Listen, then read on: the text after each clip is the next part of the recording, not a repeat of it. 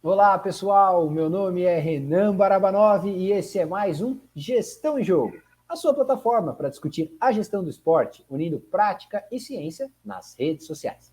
Antes de começarmos, lembrando que vale para pedir para você que ainda não se inscreveu no nosso canal, se você estiver assistindo pelo YouTube esse vídeo, se inscreve aqui embaixo, clica nesse botão vermelho e também siga a gente nas outras plataformas, se junte a nós se você estiver escutando um podcast, né, pelo Instagram, Facebook, LinkedIn, Twitter, nós estamos na hashtag Gestão em Jogo. Deixe o seu comentário, deixe sua sugestão, o espaço é seu para dizer o que você quer ver por aqui e também deixar perguntas para os nossos convidados no tema da gestão do esporte. Hoje um tema que também faz bastante tempo, muita gente vem pedindo para nós trazermos esse tema, trazermos este convidado para falar para a gente, ele que tem uma larga experiência, né, uma vasta experiência na área para discutir este tema específico das demonstrações dos clubes, do clube empresa, modelo de fair play financeiro. Então, para falar sobre esse tema extremamente relevante para o momento que nós estamos vivendo do futebol, da indústria esportiva, da gestão do esporte como um todo, nós convidamos, temos a honra de chamar aqui conosco um economista, colunista do Infomoney, consultor do fair play financeiro e instrutor da CBF, e responsável pela produção de um relatório anual do Itaú BBA, que já virou uma febre, é extremamente aguardado pelo mercado, pelos profissionais, pelas pessoas que se interessam, né, por uma competição que cada vez mais vem ganhando. Hoje nós chamamos muito de torcedor das demonstrações contábeis, dos resultados, né, da situação econômico-financeira dos clubes brasileiros. Então, para discutir esse tema com a gente, eu chamo César Grafietti. Tudo bem, César? Oi, Renan, tudo bem? Prazer em falar contigo. Eu que agradeço o convite de poder falar com você, de poder discutir esses temas e falar com os telespectadores do programa. Então, é um prazer. Vamos bater uma bola aqui fora de campo sobre assuntos de fora que impactam dentro de campo.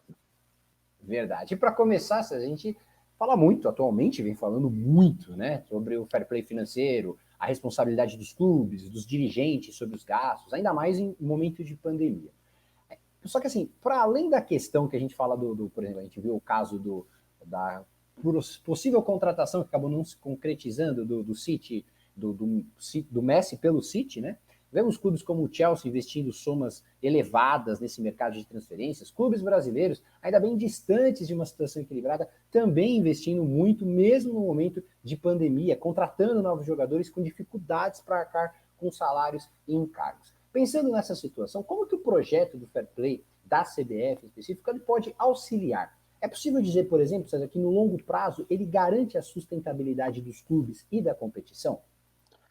A ideia do projeto de Fair Play é justamente levar os clubes ao equilíbrio, né? Então, nós desenvolvemos um modelo no Brasil que é um modelo um pouco mais robusto, eu vou te chamar assim, do que o modelo da UEFA, por exemplo, que leva ali alguns poucos itens de controle. Nós queremos um modelo um pouco mais robusto, porque a situação dos clubes brasileiros ela é mais complicada do que era a dos clubes ingleses e europeus há um tempo atrás. Então, o objetivo é justamente servir quase como uma consultoria gratuita para os clubes.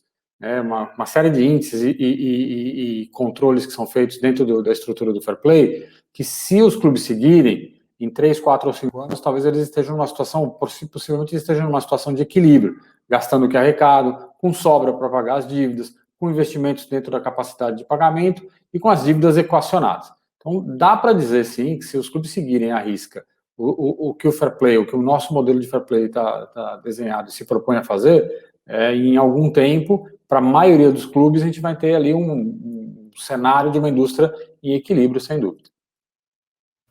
E assim, César, em relação o que a pandemia alterou, o que dá para daquele cronograma inicial, né, o que foi alterado, por exemplo, com relação à adoção do fair play financeiro, em relação às obrigações, às fiscalizações e, claro, às punições aos clubes que não cumprirem com o fair play financeiro aqui no Brasil? Não, a ideia já era começar, aliás, já começaram a ser divulgados os resultados para os clubes, né? Está numa fase de troca, então é natural que esse processo seja assim. Você calcula os resultados, discute com o clube, né? Ouve a argumentação que o clube tem para te dar, para alguns dados, faz algum ajuste ou outro se for preciso, e aplica. Então a ideia era aplicar agora com os números de 19, num primeiro ano sem nenhuma sanção, mas colocando os clubes num caminho de organização, né? Ou seja, aqueles que estiverem equacionados, vida que segue, aqueles que não tiverem, apresentaram um plano de ação para se enquadrarem ao longo de 2, 3, 4 anos. Então, essa era a ideia inicial. A pandemia, nós percebemos que é uma oportunidade de acelerar os processos e não de postergar os processos. É diferente da Europa, onde a pandemia gerou um problema efetivamente muito grave na maior parte dos clubes, né, com queda importante de receitas. No Brasil, não, os clubes já vinham assim antes da pandemia. A pandemia só coloca quase uma pá de cal uma parte deles. Então, é exatamente o momento de pegar a estrutura de clubes que está numa situação muito difícil e aplicar essas regras o quanto antes para a gente poder ajudá-los a se equilibrar o mais cedo possível. Então, a gente está discutindo ainda algumas coisas, mas é possível que as sanções comecem já a partir do ano que vem, com os números de 2020, por conta, inclusive, de orçamentos que eles precisam apresentar, por conta de um plano de ação um pouco mais rígido que a gente vai cobrar. Então, a pandemia, na verdade, vai trazer ali uma oportunidade da gente de antecipar um pouco os processos de equilíbrio dos clubes. Até porque, se nós analisarmos por essa ótica, né, César, os clubes eles não são obrigados a faturarem mais, eles apenas têm que gastar de forma responsável. É isso. A pandemia afetar a arrecadação, não basta apenas que eles se adequem, gastando, né, investindo dentro das capacidades dele. Dá para pensar dessa forma? É exatamente isso, Renan. O objetivo dado que agora eles têm uma noção de que as receitas caíram, e elas caíram mesmo, né? Como é que se faz, ou se acelera um processo de equilíbrio? Porque se você argumentar, justificar que a pandemia gerou este problema, e ela gerou, e eu vou esperar mais um ano para começar a aplicar a sanção, então eu estou dando a chance do clube aproveitar esse ano, que ele já sabe que vai ter de folga, não para colocar a casa em ordem, mas para gastar aquilo que não tem, né, que já não teve do ano anterior. Então, acho e entendemos que o processo deve ser o contrário, né? Aproveitar que, dado as receitas limitadas, como é que a gente faz e ajuda os clubes a controlarem seus gastos? É sempre muito difícil falar isso em modelos associativos, que todo ano tem eleição, e o candidato que acabou de ser eleito precisa mostrar serviço, mas é uma necessidade, ou a gente vai ver casos como o do Cruzeiro se repetindo em outros clubes. Você citou o caso do Cruzeiro, e aí é um ponto extremamente importante, né? O Cruzeiro, recentemente, ele foi punido com a perda de 6 pontos porque ele não pagou valores relacionados a uma transferência. É um exemplo de uma situação que não foi fruto do fair play, né, diretamente, até porque foi um caso da FIFA, mas esse é um exemplo de uma situação que deve atingir os clubes brasileiros no futuro, não pela FIFA, mas pelo fair play, ou por outros modelos de controle dos clubes. É possível pensar dessa forma?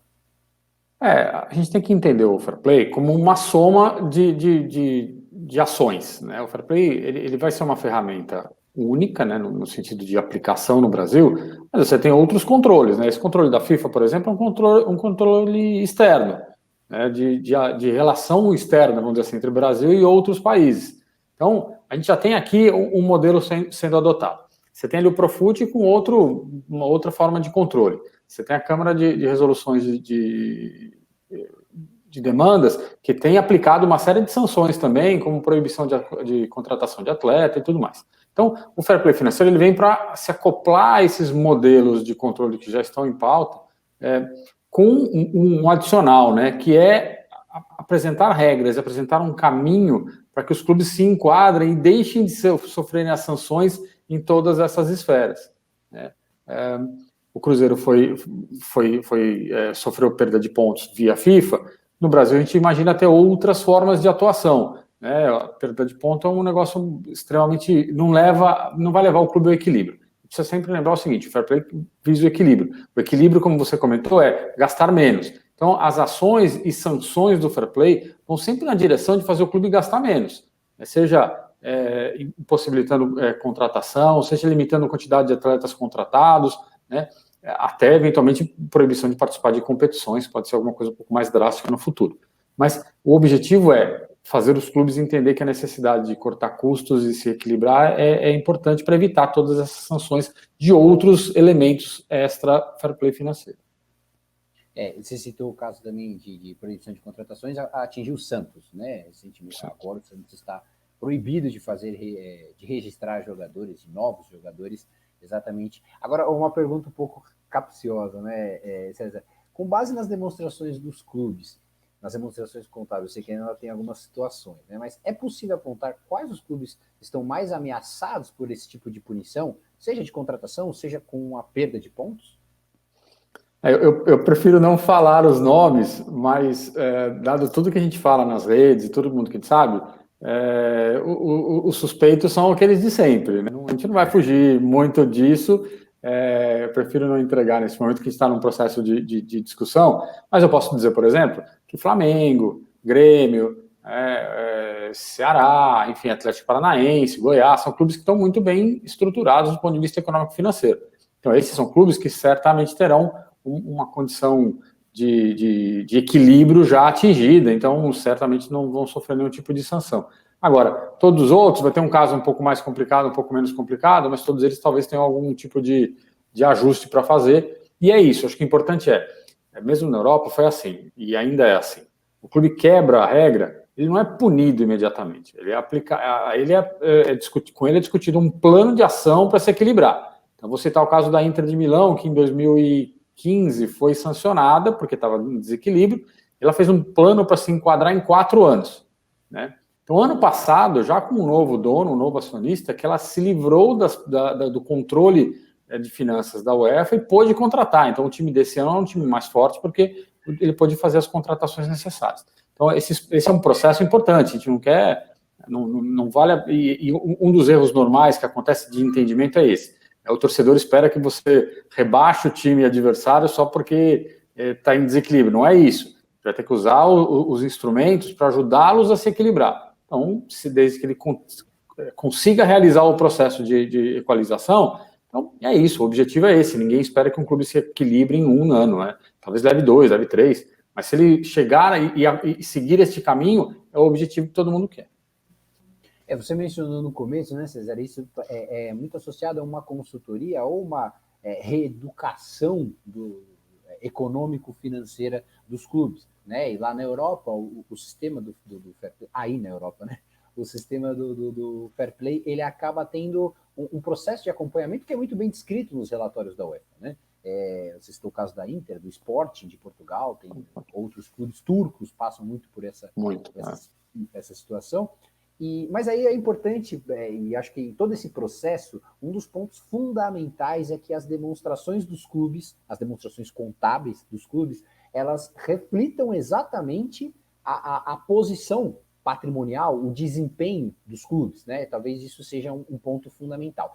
E aqui no Brasil, a gente tem uma dificuldade, a gente tem talvez, um pouco cultural, mas também é um pouco de adaptação, isso vem mudando nos últimos anos. E vocês têm uma análise extremamente importante, que eu mencionei ela aqui no começo, né, que é aquela, está na 11ª edição da análise do Itaú, que foi publicada recentemente, se tornou uma referência, né, que destrincha dados, os conceitos, muitas vezes que os torcedores, os jornalistas não têm familiaridade com.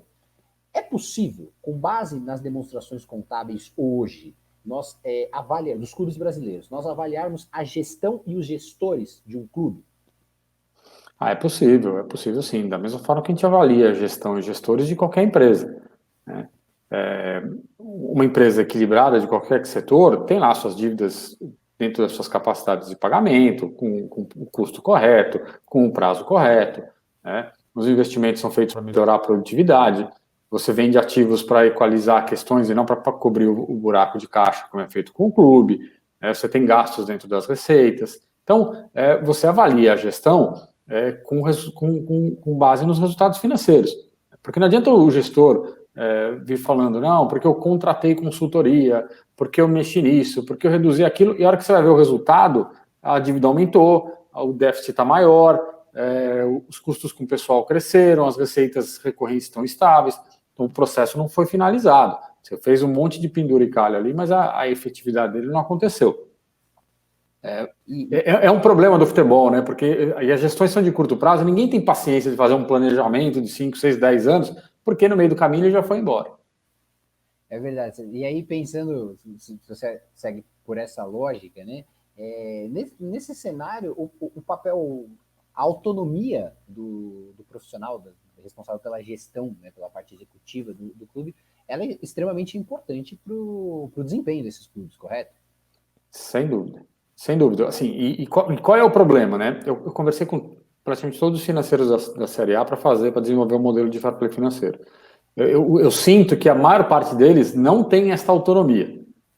O departamento de futebol está sempre acima das regras, dos controles e da capacidade do clube. Então, por mais que o financeiro seja a linha dura acaba a hora que o diretor de futebol vem com um contrato e a conta para pagar.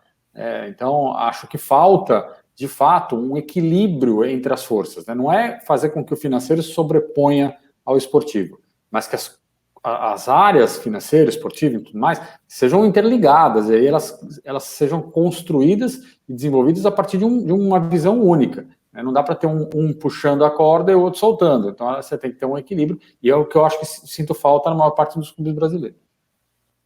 E hoje, você já tem uma certa experiência analisando as demonstrações de clubes nacionais, internacionais, participando da confecção de modelos, né, dando cursos, destilando conhecimento acerca desse tema, do tema econômico-financeiro dos clubes.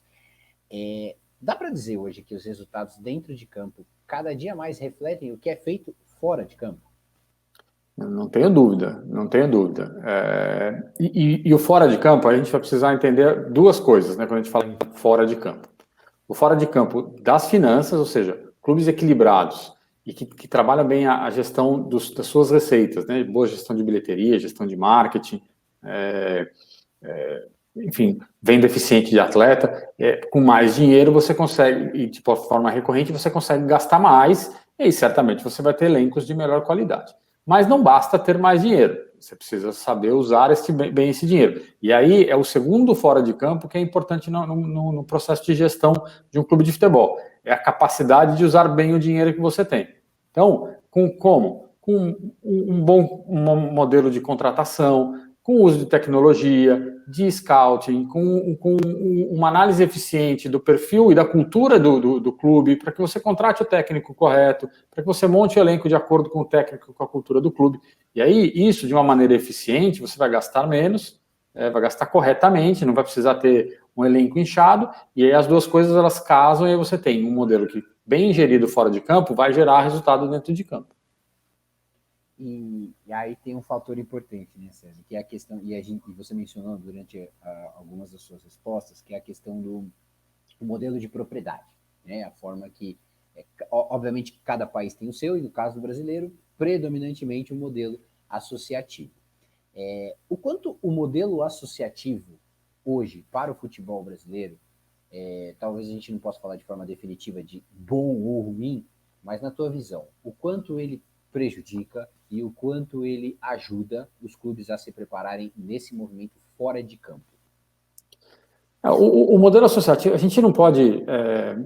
tem um certo maniqueísmo nessa discussão aí, tem dois times, o Brasil vive esse conceito, né, essa visão maniqueísta de tudo, e no tema clube-empresa, especialmente, associação é a mesma coisa.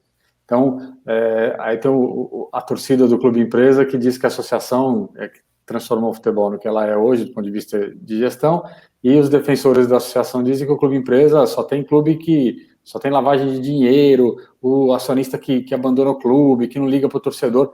Não tem verdade e mentira nos dois. Né? O importante não é o modelo de controle, mas o modelo de gestão. Né? E aí, o que eu quero dizer com isso? Você tem associações no Brasil que são bem geridas, porque tem um estatuto eficiente, porque tem governança, porque tem oxigenação da sua estrutura de controle de comando, né? Então os conselhos deliberativos eles têm uma rotatividade grande, é o caso do Flamengo, o caso do Grêmio, enfim, o caso do Palmeiras hoje. Você conseguiu criar um modelo eficiente dentro da associação que permite fazer minimamente algum planejamento de longo prazo, de ter uma gestão com novas ideias, com capacidade de crescimento. Não é o que acontece com a maior parte dos clubes. Acho que a maior parte dos clubes ainda traz aquele ranço de uma associação que muitos acham, né? O defensor da associação diz que ele não tem dono, o dono é o torcedor. Não é verdade. O dono é o sócio, o dono é aquele conselho deliberativo de 2/3 de sócios lá beneméritos, conselheiros beneméritos que não saem nunca. E aí, se você vai engessando, enferrujando a estrutura, não tem novos nomes, não tem novas ideias, e o clube vai definhando ao longo do tempo. Então, acho que o modelo associativo no Brasil hoje deveria começar a olhar duas coisas, né? Ou os exemplos que deram certo e fazer uma mudança, abrindo mão de poder de quem está dentro hoje, ou buscar um caminho para ser empresa. Ou ser empresa ou ser associação não vai garantir sucesso. A gestão eficiente dos modelos é que vai garantir sucesso. Então, eu acho que a gente tem que pensar um pouco mais amplo nesse sentido e fugir dessa questão assim, só o outro que é ruim e o meu é bom, né? Na verdade, a discussão acerca do clube empresa, ela vem de muito essa ideia de que toda empresa é saudável, e não é. Né? Nós temos milhares, milhões de empresas que quebram, que são mal administradas. Então, a simples empresarização não é o caminho, né? Você mencionou bem a questão da gestão. E, claro, nós temos exemplos de clubes que são formato associativo administrados profissionalmente, não só no Brasil, né? Os maiores clubes do mundo, caso do Barcelona e Real Madrid. Exato. E aí, mas pensando no modelo assim, os clubes, na maior parte, os clubes menores ou de médio porte, ou mesmo clubes grandes que não conseguem viver dentro do modelo associativo, e tem a opção do clube empresa, que está sendo formatada a ideia do clube empresa. O que eles precisam fazer? O que a lei precisa entregar? Né? Porque elas estão sendo discutidas leis distintas, né? Formatos distintos aqui no Brasil, mas como que o clube pode se preparar nesse sentido? Né? Qual que seria o modelo? Tem alguma indicação para um clube é bom esse modelo ou para outro clube não? O que você vê dessa discussão, desse debate? Tá. Bom, acho que assim, primeiro, a gente precisa de uma lei. Por que a gente precisa de uma lei, né? Em tese, o clube pode ser empresa sem depender da lei. Você precisa de uma lei porque hoje qualquer transformação de uma associação em empresa, você tem uma série de restrições legais para isso, você precisa passar por um monte de processos, aí não é claro. Então, alguns casos que tentaram virar empresa, teve uma discussão enorme com o que sobrou da associação, que quando mudou o presidente foi lá e questionou a transformação em empresa, ou a venda, a cessão do clube para uma empresa gerir. Então, você precisa da lei para garantir um processo correto, justo e que não crie problemas legais depois de implantado. Agora, do ponto de vista prático, eu acho que a gente vai ter, olhando os exemplos de clubes europeus, você tem lá aquele que tem um dono único, como o Napoli, por exemplo, como a Inter de Milão, que eu citei, o Chelsea, e você tem exemplos de clubes com os modelos alemães, lá os 50% mais um, onde a associação tem metade mais um das ações, você tem outros acionistas ajudando na gestão, ou modelos de capital aberto, que não são muitos, mas eu acho que podem ser úteis. Pensando no Brasil, eu acho que você vai acabar migrando naqueles clubes menores para modelo de um único dono. Eu acho que é mais natural que um único dono seja capaz de cuidar de um clube menor, de cidades menores. E modelos, não acredito muito no modelo 50 mais um, porque eu acho difícil nesse modelo associativo empresas e investidores se juntarem aos atuais dirigentes, mesmo os melhores, até porque você tem um risco de uma mudança grande ao longo do tempo, e talvez um processo que evolua bem seja um processo de transformar os clubes em capital aberto. Tá? Não necessariamente pensando como uma empresa de capital aberto que dá lucro e paga dividendos e faz o preço da ação subir, mas sim uma forma mais eficiente de dividir os poderes. Né? Uma associação tendo 30%, 40%, depois 3 ou 4 investidores dividindo, com isso você cria uma cogestão e até dando a chance do sócio, do torcedor, ter lá uma ação do seu clube do coração e participar de alguma forma desse processo. Então, eu acho que a gente vai ter aqui alguns modelos, acho que os menores vão estar preparados para isso, e aí, o que é mais importante, né? Por mais que os modelos sejam diferentes, né, os dois modelos da Câmara, o da Câmara do Senado, que estão no Senado agora, eles precisam garantir essa uniformidade legal de transferência da associação para a empresa. Né? Sem grandes penduricalhos, sem grandes ideias malucas de acabar com a dívida, postergar a dívida e tudo mais. Isso aí tem que dívida, né? Perdão de dívida, que é típico de brasileiro. Mas tem que garantir um processo justo de transformação. Né? E isso é o melhor que esses projetos podem trazer para a estrutura do futebol. Atuar de forma simples e garantir que os processos sejam organizados nessa transição. A gente não precisa ter todos os clubes e empresas ou todas as associações. A gente precisa ter opção. Hoje, com o modelo, especialmente a questão tributária, você não tem opção do clube se transformar em empresa. Você precisa dar essa opção porque para alguns pode ser importante, seja para a sobrevivência, seja para o crescimento. E até a questão do modelo de capital aberto, né, muito além de, por exemplo, se você seguir com uma grande empresa de capital aberto, porque o futebol tem muito disso, os clubes que temos diversos estudos aí, artigos acadêmicos inclusive, que avaliam que a volatilidade é muito grande das ações dos clubes que têm ações negociadas na Bolsa na Europa ou em outros mercados, né? Porque ficam muito dependentes do resultado. Mas talvez um ponto fundamental seja exatamente o que você mencionou, né, César? A questão do enforcement, por exemplo. A gente tem conselho de administração aqui no Brasil, chamado conselho de administração, que não é conselho de administração, né? Que é simplesmente... então, talvez essa cobrança do mercado seja uma boa contrapartida, né, para a formatação, para esse modelo de capital aberto dos clubes, né? Eu imagino que sim, assim, eu não vejo o clube, de novo, você pegar o histórico dos clubes europeus, ou eles têm pouca liquidez, ou os que têm mais liquidez, como a Juventus, por exemplo, de fato é muito volátil, né?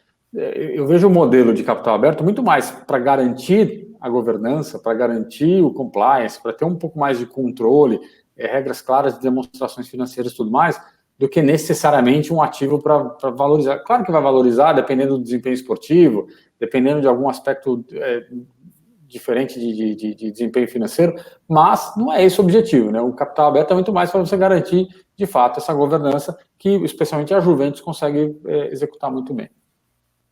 E aí, pensando, né, em toda essa discussão, a gente já vê que esses temas, a importância de cada vez mais se debater esses temas, a questão de empresa, a questão dos torcedores, de jornalistas, né, da mídia, dos clubes se preocuparem com as demonstrações contábeis, temas que você recentemente discutiu, né, que trouxe bastante discussão acerca de name rights das praças esportivas, aquisição da propriedade dos clubes por grandes conglomerados internacionais, eles estão cada vez mais presentes do futebol. Então, isso vem se aproximando, o futebol, a indústria do esporte vem se aproximando muito, como já deveria ter sido talvez há um bom tempo, né, do mundo corporativo.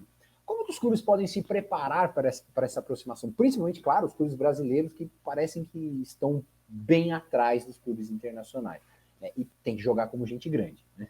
Como que os clubes podem se preparar a partir de agora? Eu acho que a primeira coisa é organizar a casa, né? Organizar do ponto de vista financeiro, né? E se equilibrar, buscar o equilíbrio, buscar um processo, uma governança clara, transparência, porque quem chegar num clube vai querer entender claramente o que está se passando. Então, isso só vai acontecer se os clubes tiverem transparência e começar um processo de governança e compliance agora, né? Para que daqui 2, 3 ou 4 anos as estruturas sejam claras o suficiente para atrair investidores. E tem um processo antes disso que não vai chegar, eu sempre digo isso, não vai chegar o sheik árabe ou o bilionário russo com R$1 bilhão e pagar a dívida lá de 50 anos de um clube de futebol e falar, agora vocês estão livres da dívida, eu vou aportar mais 300 e a gente vai contratar um monte de jogador. Isso não vai acontecer, né? Para fazer isso, esses investidores todos têm opções na Europa muito mais baratas com upsides muito maiores. Os upsides no Brasil são pequenos, você não tem os benefícios de cota de TV como você tem na Europa, de participar de uma Champions League como tem aqui.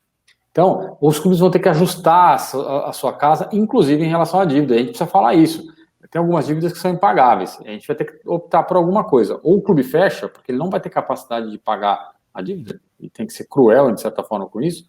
Ou a gente vai ter que partir para um processo de renegociação com descontos importantes, com alongamento importante de prazo, enfim, e com projetos de longo prazo que garantam a esses credores, pelo menos, a viabilidade de serem pagos naquilo que for possível pagar. Tem muita dívida também que está exagerada, e aí tudo bem, é aquela coisa da justiça que a gente precisa reorganizar e fazer uma conversa um pouco mais séria, mais civilizada, nos moldes que você tem em casos de recuperação judicial, em casos de empresas em dificuldade. Então, o clube precisa se reorganizar para poder depois atrair investimento. E a indústria do futebol precisa se conversar, né? Se chegar alguém, o Manchester City, que você comentou, né, que é um clube global, comprar um time no Brasil, da Série A, e bater na porta da associação para discutir com quem que eu converso sobre futebol brasileiro, ele vai falar com quem?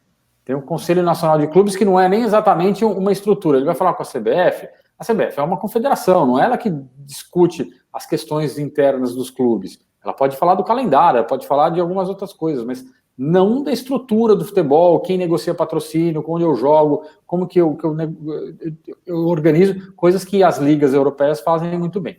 Então, falta também, para terminar isso, a conversa mais unificada entre os clubes, para que os investidores se sintam a vontade de entrar no mercado onde é regulado e todo mundo conheça as regras do jogo. Falta talvez os clubes entenderem que rivais dentro de campo, mas fora de campo, eles um depende do outro para produzir o principal produto, que é o esporte, né? Fundamental isso. Uma maravilha. Bom, o papo tá fantástico, né? Tá incrível, obviamente, um tema que há muito tempo os nossos, não só os ouvintes, mas os nossos participantes nas redes sociais vêm pedindo para discutir, principalmente para convidá-lo, mas infelizmente nós temos que nos despedir pelo tempo do nosso convidado, dizer que foi um prazer enorme, uma gratidão ter você por aqui, César. Muito obrigado pela tua participação, pela tua disponibilidade de conversar um pouquinho com a gente, viu? Muito obrigado mesmo, César. Renan, eu que agradeço de novo o convite, foi um prazer falar contigo, falar com os telespectadores, enfim, o pessoal que acompanha os programas. Espero ter contribuído aqui um pouco com o debate e estou sempre à disposição, sempre que precisar, é um prazer falar contigo. Claro, e com certeza os microfones do Gestão em Jogo ficam abertos, certamente teremos a honra de ter o César Grafetti novamente conosco aqui. E é isso, também agradecemos você que nos acompanhou, que nos acompanha. Vale lembrar que essa plataforma também é de vocês. Então curta, compartilhe, deixe os seus comentários no vídeo, envie também as suas dúvidas e perguntas que você tem sobre esse tema, né? Não apenas sobre todas as demonstrações contábeis dos clubes, mas a discussão acerca do fair play financeiro, da profissionalização da gestão do esporte, principalmente, claro, no caso do futebol, e o que você quer ver no Gestão em Jogo. Se você ainda não curtiu, curta também as nossas redes sociais e aproveite para saber um pouco mais sobre tudo aquilo que acontece no mundo da gestão do esporte. Lembrando que no Gestão em Jogo, o objetivo aqui é sempre unir o conhecimento acadêmico com o conhecimento e a prática profissional. É o Gestão em Jogo. Grande abraço e até a próxima!